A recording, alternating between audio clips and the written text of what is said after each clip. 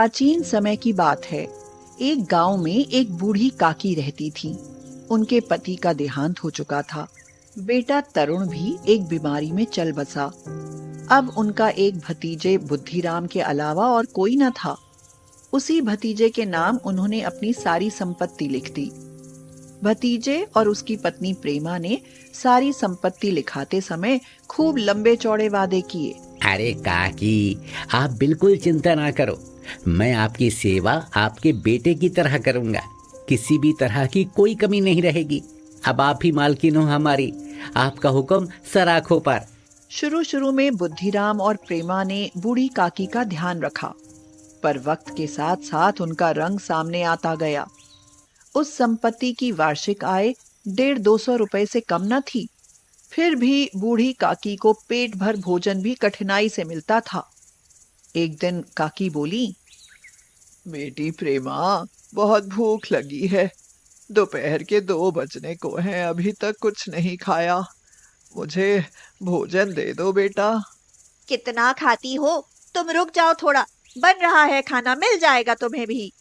संपूर्ण परिवार में यदि काकी से किसी को प्रेम था तो वह बुद्धिराम की छोटी लड़की लाडली थी। लाडली बोली, दादी, ये लो बिस्कुट, तब तक आप ये खा लो। रात का समय था। बुद्धिराम के द्वार पर शहनाई बज रही थी और चारपाइयों पर मेहमान विश्राम कर रहे थे। आज बुद्धिराम के बड़े लड़के मुखराम का तिलक आया है। यह उसी का उत्सव है। प्रेमा मेहमानों के लिए भोजन में व्यस्त थी। भट्टियों पर कड़ाह चढ़ रहे थे।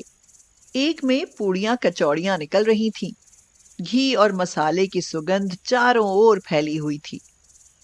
बूढ़ी काकी अपने कमरे में सो रही थीं। यह स्वाद मिश्रित सुगंध ही उन्हें बेचैन कर रही थी और उनकी नींद खुल गई। वे मन ही मन विचार कर रही थीं। शायद मुझे पूड़ियां ना मिलेंगी। इतनी देर हो गई, कोई भोजन लेकर नहीं आया। मालूम होता है सब लोग भोजन कर चुके हों और मेरे लिए कुछ ना बचे। परंतु प्रेमा के भय से उन्होंने फिर मौन धारण कर लिया। बूढ़ी काकी देर तक इन्हीं दुखदायक विचारों में डूबी रही। बूढ़ी काकी की कल्पना में पूड़ियों की तस्वीर नाचने लगी। वह सोचने लगी, खूब लाल लाल फूली फूली होंगी। कचौड़ियों में अजवाइन की महक आ रही होगी। एक पूड़ी मिलती तो जरा हाथ में लेकर देखती। क्यों ना चलकर कड़वा के सामने ही बैठूं। इस प्रकार निर्णय करके बूढ़ी काकी लाठी टेक टेक कर बड़ी कठिनाई से चौखट से उतरी और धीरे धीरे रेंगती हुई कड़ाह के पास जा बैठी। यहाँ आने पर उन्हें उतना ही धैर्य हुआ जितना भूखे कुत्ते को खाने वाले के सम्मुख बैठने में होता है। प्रेमा उस समय कार्यभार में व्यस्त थी। कभी इस कोठे में जाती, कभी उस कोठे में, कभी कढ़ा के पास जाती, कभी भंडार में जाती। किसी ने बाहर से आकर कहा, महाराज ठंडई मांग रहे हैं। ठंडाई देने लगी। इतने में फिर किसी ने आकर कहा, शंभू आया है, उसे कुछ दे दो। वह शंभू के लिए कुछ खाने को निकाल रही थी कि एक तीसरे आदमी ने आकर पूछा, अभी भोजन तैयार होने में कितना समय है? बेचारी अकेली स्त्री दौड़ते दौड़ते व्याकुल हो रही थी। झुंझलाती थी, परंतु क्रोध प्रकट करने का अवसर न पाती थी। प्यास से स्वयं गला सूख रहा था, परंतु इतना समय न था कि जरा पानी पी ले। इस अवस्था में उसने बूढ़ी काकी को कढ़ा के पास बैठी देखा तो जल गई। क्रोध न रुक सका। इसका भी ध्यान न रहा कि पड़ोसने बैठी हुई हैं, मन में क्या कहेंगी। पुरुषों में लोग सुनेंगे तो क्या कहेंगे। वह बूढ़ी काकी पर झपटी और उन्हें दोनों हाथों से झटक कर बोली, ऐसे पेट में आग लगे। पेट है या भाड़? अभी मेहमानों ने नहीं खाया, भगवान को भोग नहीं लगा, तब तक धैर्य न हो सका। जल जाए ऐसी जीभ। गांव देखेगा तो कहेगा कि बुढ़िया को भरपेट खाने को नहीं मिलता। नाक कटवा कर दम लेंगी। भला चाहती हो तो जाकर कमरे में बैठो। जब घर के लोग खाने लगेंगे तब तुम्हें भी मिलेगा। हाँ। बूढ़ी काकी ने सिर उठाया और चुपचाप अपने कमरे में चली गई। भोजन तैयार हो गया है। आंगन में पत्तलें पड़ गईं। मेहमान खाने लगे। बूढ़ी काकी अपने कमरे में जाकर पश्चाताप कर रही थी कि उन्हें प्रेमा पर क्रोध नहीं था, अपनी जल्दबाजी पर दुख था। वह सोच रही थी, सच ही तो है, जब तक मेहमान लोग भोजन न कर चुकेंगे घर वाले कैसे खाएंगे। मुझसे इतनी देर भी न रहा गया। अब जब तक कोई बुलाने नहीं आएगा न जाऊंगी। मन ही मन इस प्रकार का विचार कर वह बुलाने की प्रतीक्षा करने लगी और सोचने लगी, अब पत्तल बिछ गई होंगी, अब मेहमान आ गए होंगे, लोग हाथ पैर धो रहे होंगे, मालूम होता है लोग खाने बैठ गए। हाँ, यह विचार कर वह मन को बहलाने के लिए लेट गई। धीरे धीरे एक गीत गुनगुनाने लगी। उन्हें मालूम हुआ कि मुझे गाते देर हो गई। वह सोच रही थी, क्या इतनी देर तक लोग भोजन ही कर रहे होंगे? किसी की आवाज सुनाई नहीं देती। फिर से बूढ़ी काकी लाठी टेक टेक कर आंगन में आ गई। उन्होंने देखा कि मेहमान मंडली अभी बैठी हुई थी कि इतने में बूढ़ी काकी उनके बीच में आ पहुंची। कई आदमी चौंकते हुए बोले, अरे ये बुढ़िया कौन है? यहां कहां से आ गई? देखो किसी को छू ना दे। पंडित बुद्धिराम काकी को देखते ही क्रोध से तिलमिला गए। उन्होंने काकी के दोनों हाथ पकड़े और घसीटते हुए लाकर उन्हें अंधेरे कमरे में धम से पटक दिया। मेहमानों ने भोजन किया, घर वालों ने भोजन किया, बाजे वाले सभी भोजन कर चुके, परंतु बूढ़ी काकी को किसी ने न पूछा। बुद्धिराम और प्रेमा दोनों ही बूढ़ी काकी को उनकी निर्लज्जता के लिए दंड देने का निश्चय कर चुके थे। अकेली लाडली उनके लिए तड़प रही थी। लाडली को काकी से अत्यंत प्रेम था। वह झुंझला रही थी और सोच रही थी, हम लोग काकी को क्यों बहुत सी पूड़ियाँ नहीं देते? क्या मेहमान सबकी सब खा जाएंगे? और यदि काकी ने मेहमानों से पहले खा लिया तो क्या बिगड़ जाएगा? उसने अपने हिस्से की पूड़ियाँ बिल्कुल न खाई थी। वह उन पूड़ियों को काकी के पास ले जाना चाहती थी। रात को 11 बज गए थे। प्रेमा आंगन में पड़ी सो रही थी। लाडली की आंखों में नींद न आती थी। काकी को पूड़ियाँ खिलाने की खुशी उसे सोने न देती थी। उसे जब विश्वास हो गया कि उसकी अम्मा सो रही है, तो वह चुपके से उठी और विचारने लगी, कैसे चलूं? उसने पिटारी उठाई और बूढ़ी काकी के कमरे की ओर चली। बूढ़ी काकी को केवल इतना स्मरण था कि किसी ने उनके हाथ पकड़कर घसीटे और वे मूर्छित हो गईं। जब वे सचेत हुईं, तो किसी की जरा भी आहट न मिली।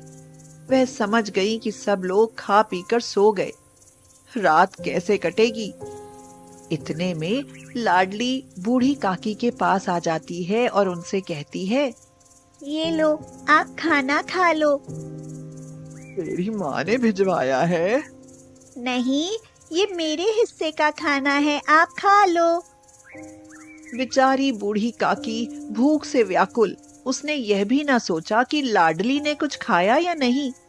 उसने तुरंत खाना शुरू कर दिया, पर उतने में उसका क्या भला होता। बूढ़ी काकी तो बहुत भूखी थी। उनसे रहा नहीं गया। तब उन्होंने लाडली से कहा, लाडली बेटा, मुझे और भूख लगी है, जा मेरे लिए और ले आ। दादी, अब कुछ नहीं बचा, ये तो मैंने अपने हिस्से की पुड़िया बचाई थी। लाडली, मेरा एक काम कर दे, मेरा हाथ पकड़कर मेहमानों की झूठी पत्तल तक ले चल। उसी वक्त प्रेमा की आंख खुली। उसे मालूम हुआ कि लाडली तो उसके पास है ही नहीं। उसे वहां न पाकर वो उठ बैठी और आवाज लगाने लगी, अरे लाडली, कहाँ गई? लाडली बेटा, कहाँ है तू? तो क्या देखती है कि लाडली झूठी पत्तलों के पास चुपचाप खड़ी है और बूढ़ी काकी पत्तलों पर से पूड़ियों के टुकड़े उठा उठा कर खा रही है। रूपा का कलेजा सन्न से हो गया। ये वो नजारा था जिससे देखने वालों के दिल कांप उठे। प्रेमा को गुस्सा ना आया, दर्द और खौफ से उसकी आंखें भर आईं। वह बोली, हाय, मैं इतनी बेरहम हूँ, जिसकी जायदाद से मुझे 200 रुपए साल की आमदनी हो रही है, उसकी ये दुर्गत। हे ईश्वर, मुझसे बड़ा भारी गुनाह हुआ है, मुझे माफ कर दो। आज मेरे बेटे का तिलक था, सैकड़ों आदमियों ने खाना खाया, मैं उनके इशारे की गुलाम बनी हुई थी। जिसकी बदौलत हजारों रुपए खाए उसे आज के दिन भी पेट भरकर खाना न दे सकी। उसने भंडारे का दरवाजा खोला और तुरंत खाना बनाने लगी। एक थाली में खाने की सब चीजें सजा कर लिए हुए बूढ़ी काकी की तरफ चली। उसने बूढ़ी काकी को खाना दिया। इतने में बुद्धिराम भी जाग उठा और अपने गुनाहों की माफी भी मांगी। साथ ही वह भी अपने किए पर बहुत शर्मिंदा हुआ। प्रेमा बोली, मुझे माफ कर दो काकी, मैंने आपके साथ बहुत जुल्म करे हैं, मुझे माफ कर दो। हाँ काकी, अपने बुद्धिराम को माफ कर दो, अब से आपके साथ ऐसा कभी नहीं करेंगे। भोले भाले बच्चों की भांति जो मिठाइयां पाकर मार और तिरस्कार सब भूल जाता है, बूढ़ी काकी वैसे ही सब भुलाकर बैठी हुई खाना खा रही थी। उनके एक एक रोए से सच्ची सदिच्छाएं निकल रही थी और रूपा बैठी स्वर्गीय दृश्य का आनंद लेने में निमग्न थी। हल्कू अपनी पत्नी से कहता है, अरे सुनो, शहना आया है, लाओ जो रुपए रखे हैं उसे दे दो। अरे किसी तरह गर्दन तो छूटे। मुन्नी झाड़ू लगा रही थी। वो बोली, 3 ही तो रुपए हैं, दे दूं तो कंबल कहाँ से आएगा? माघ पूस की रात खेत में कैसे कटेगी? उससे कह दो फसल पर रुपया देंगे, अभी नहीं है। हल्कू थोड़ी देर तक चुपचाप खड़ा रहा और अपने दिल में सोचता रहा, पूस सर पर आ गया है, बगैर कंबल के खेत में रात को वो किसी तरह सो नहीं सकता, मगर शहना मानेगा नहीं। और फिर मुन्नी से कहा, ला दे दे, गर्दन तो किसी तरह से बचे, कंबल के लिए कोई दूसरी तरकीब सोचूंगा। मुन्नी उसके पास से दूर हट गई और आंखें टेढ़ी करती हुई बोली, कर चुके दूसरी तरकीब, जरा सुनूं कौन तरकीब करोगे? हाँ, न जाने कितना रुपया बाकी है जो किसी तरह आधा ही नहीं होता। मैं कहती हूँ तुम खेती क्यों नहीं छोड़ देते? मर मर कर काम करो, पैदावार हो तो उससे कर्जा अदा करो, ऐसी खेती से बाज आए। मैं रुपए ना दूंगी। हाँ। हल्कू रंजीदा होकर बोला, तो क्या गालियां खाऊं? गाली क्यों देगा? क्या उसका राज है? मगर यह कहने के साथ ही उसकी तनी हुई भवें ढीली पड़ गईं। फिर उसने ताक पर से रुपए उठाए और लाकर हल्कू के हाथ पर रख दिए। फिर बोली, तुम अब की खेती छोड़ दो। हाँ, मजदूरी में सुख से एक रोटी तो खाने को मिलेगी, किसी की धौंस तो ना रहेगी। अच्छी खेती है, मजदूरी करके लाओ, वो भी उसमें झोंक दो। हल्कू ने रुपए लिए और इस तरह बाहर चला। उसने एक एक पैसा काट कर 3 रुपए कंबल के लिए जमा किए थे। वो आज निकले जा रहे हैं। एक एक कदम के साथ उसका दिमाग अपनी नादानी के बोझ से दबा जा रहा था। पूस की अंधेरी रात, आसमान पर तारे भी ठिठुरते हुए मालूम होते थे। हल्कू अपने खेत के किनारे ओक के पत्तों की एक छतरी के नीचे बांस के खटोले पर अपनी पुरानी गाढ़े की चादर ओढ़े हुए कांप रहा था। खटोले के नीचे उसका साथी कुत्ता जबरा पेट में मुंह डाले सर्दी से कूं कूं कर रहा था। 2 में से एक को भी नींद न आती थी। हल्कू ने घुटनों को गर्दन में चिमटाते हुए कहा, क्यों जबरा, जाड़ा लगता है? तो यहाँ क्या लेने आया था? अब खा सर्दी, मैं क्या करूं, अब रो। जबरा ने लेटे हुए दुम हिलाई। शायद वो ये समझ गया था कि उसकी कूं कूं की आवाज से उसके मालिक को नींद नहीं आ रही है। हल्कू ने हाथ निकालकर जबरा की ठंडी पीठ सहलाते हुए कहा, कल से मेरे साथ ना आना, नहीं तो ठंडे हो जाओगे। ये पछुआ हवा न जाने कहां से बर्फ लिए आ रही है। उठूं फिर एक चिलम भरूं, किसी तरह रात तो कटे। 8 चिलम तो पी चुका, ये खेती का मजा है। हल्कू उठा और गड्ढे में जरा सी आग निकालकर चिलम भरी। जबरा भी उठ बैठा। हल्कू ने चिलम पीते हुए कहा, पिएगा चिलम? जाड़ा तो क्या जाता है, आज जरा मन बहल जाता है। आज और जाड़ा खा ले, कल से मैं यहाँ पियाल बिछा दूंगा, उसमें घुस कर बैठना, जाड़ा नहीं लगेगा। जबरा ने अगले पंजे उसके घुटनों पर रख दिए और उसके मुंह के पास अपना मुंह ले गया। हल्कू को उसकी गर्म सांस लगी। चिलम पीकर हल्कू फिर लेटा और ये तय कर लिया कि चाहे जो कुछ हो अब की सो जाऊंगा। लेकिन एक लम्हे में उसका कलेजा कांपने लगा। कभी इस करवट लेटा, कभी उस करवट। जब किसी तरह ना रहा गया तो उसने जबरा को धीरे से उठाया और उसके सिर को थपथपाकर उसे अपनी गोद में सुला लिया। कुत्ते के जिस्म से मालूम नहीं कैसी बदबू आ रही थी, पर उसे अपनी गोद से चिमटाते हुए ऐसा सुख मालूम होता था जो इधर महीनों से उसे न मिला था। जबरा शायद ये ख्याल कर रहा था कि बहिश्त यही है और हल्कू की रूह इतनी पाक थी कि उसे कुत्ते से बिल्कुल नफरत न थी। वो अपनी गरीबी से परेशान था जिसकी वजह से वो इस हालत को पहुंच गया था। ऐसी अनोखी दोस्ती ने उसकी रूह के सब दरवाजे खोल दिए थे। इतने में जबरा ने किसी जानवर की आहट पाई। वो झपट कर उठा और छपरी से बाहर आकर भौंकने लगा। हल्कू ने उसे कई बार पुचकार कर बुलाया, पर वो उसके पास ना आया। खेत में चारों तरफ दौड़ दौड़ कर भौंकता रहा।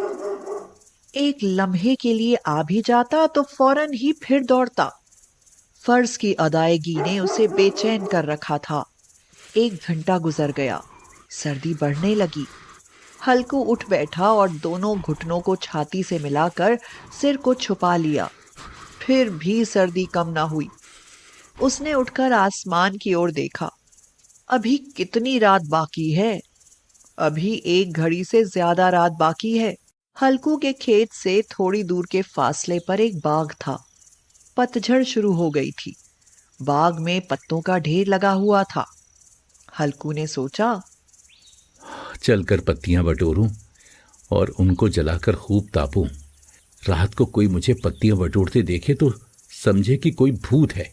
कौन जाने कोई जानवर ही छुपा बैठा हो। मगर अब तो बैठे नहीं रहा जाता। बहुत ठंड है। उसने पास के अरहर के खेत में जाकर कई पौधे उखाड़े और उसका एक झाड़ू बनाकर हाथ में सुलगता हुआ उपला लिए बाग की तरफ चला। जबरा ने उसे जाते देखा तो पास आया और दुम हिलाने लगा। हल्कू ने कहा, अब तो रहा नहीं जाता जबरू। चलो बाग में पत्तियां बटोर कर तापें। इकट्ठे हो जाएंगे तो फिर आकर सोएंगे। अभी तो रात बहुत है। हल्कू ने आग जमीन पर रख दी और पत्तियां बटोरने लगा। थोड़ी देर में पत्तों का एक ढेर लग गया। हाथ ठिठुरते जाते थे, नंगे पांव गले जाते थे और वो पत्तियों का पहाड़ खड़ा कर रहा था। उसी अलाव में वो सर्दी को जलाकर खाक कर देगा। थोड़ी देर में अलाव जल उठा। उसकी लौ ऊपर वाले दरख्त की पत्तियों को छू छू कर भागने लगी। हल्कू अलाव के सामने बैठा हुआ आग ताप रहा था। 1 मिनट में उसने अपनी चादर बगल में दबा ली और दोनों पांव फैला दिए। उसने जबरा से कहा, क्यों जबरा, अब तो ठंड नहीं लग रही है ना? जबरा ने कूं कूं करके गोया कहा, अरे अब क्या ठंड लगती ही रहेगी। पहले ही ये तरकीब नहीं सूझी, नहीं तो इतनी ठंड क्यों खाते। जबरा ने दुम हिलाई। हल्कू बोला, अच्छा आओ इस अलाव को कूद कर पार करें, देखें कौन निकल जाए है। अगर जल गए बच्चा तो मैं दवा ना करूंगा। अब मुन्नी से कल ये ना जड़ देना कि रात ठंड लगी और ताप ताप कर रात काटी, वरना लड़ाई करेगी वो। ये कहता हुआ वो उछला और उस अलाव के ऊपर से साफ निकल गया। पैरों में जरा सी लिपट गई, पर वो कोई बात न थी। जबरा अलाव के गिर्द घूमकर उसके पास खड़ा हुआ। हल्कू ने कहा, चलो चलो ऊपर से कूद कर आओ। वो फिर कूदा और अलाव के उस पार आ गया। पत्तियां जल चुकी थीं। बगीचे में फिर अंधेरा छा गया था। राख के नीचे कुछ कुछ आग बाकी थी।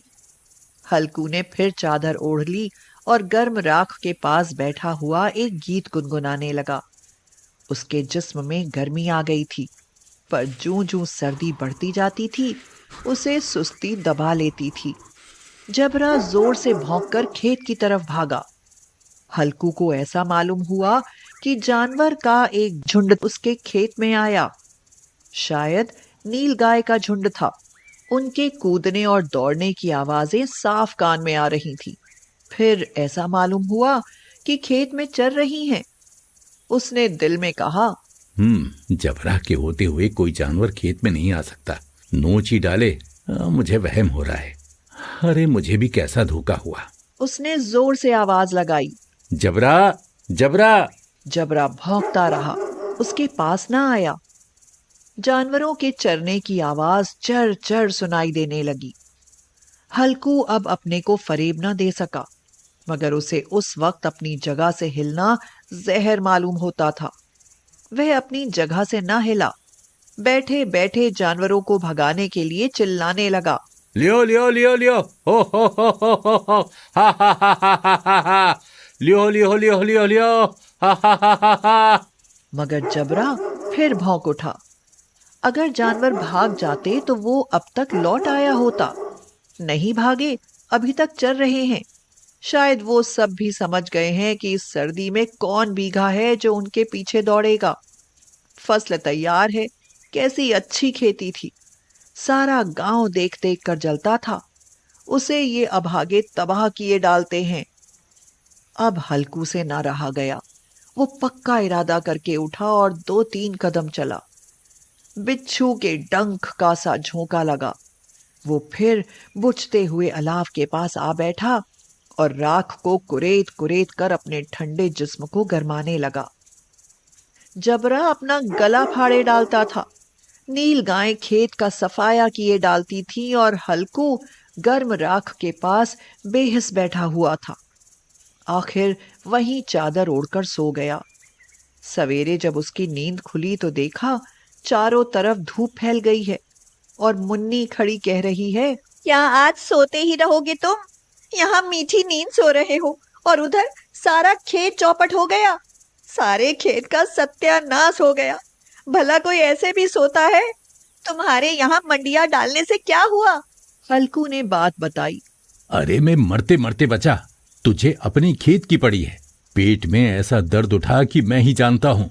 दोनों फिर खेत के डांडे पर आए।